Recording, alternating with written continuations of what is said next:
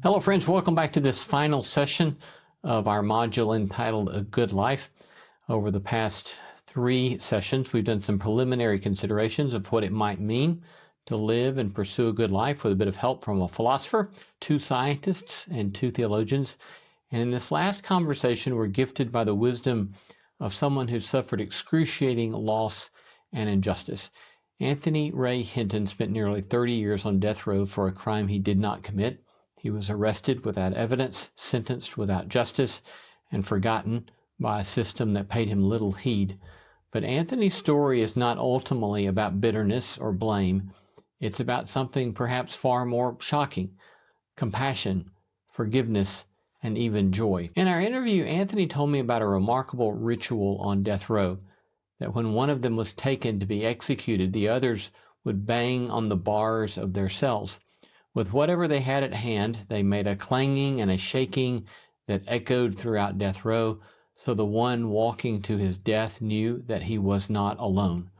That ritual, the sound of solidarity, if you will, is burned into my memory. Ray's story's hard, and it should be, but it's also radiant with grace.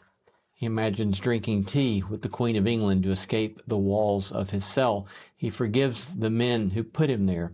He befriends Henry, a fellow inmate and the son of a clan leader, and watches as Henry too is transformed. I asked myself, as you might, what kind of person would I be in that situation? If I had been robbed of decades of my life, robbed of my dignity, my freedom, what would be left of me on the other side? Anthony's answer to that question is profound.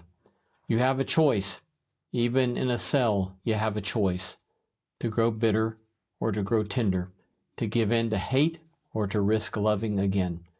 That, of course, is where the rubber meets the road. That's where a good life is not just talked about, it's lived. So in this final session, I invite you to take a breath and sit with Anthony Ray Hinton's story, not just the injustice, but also with his imagination, his hope, his daily decision to pursue joy.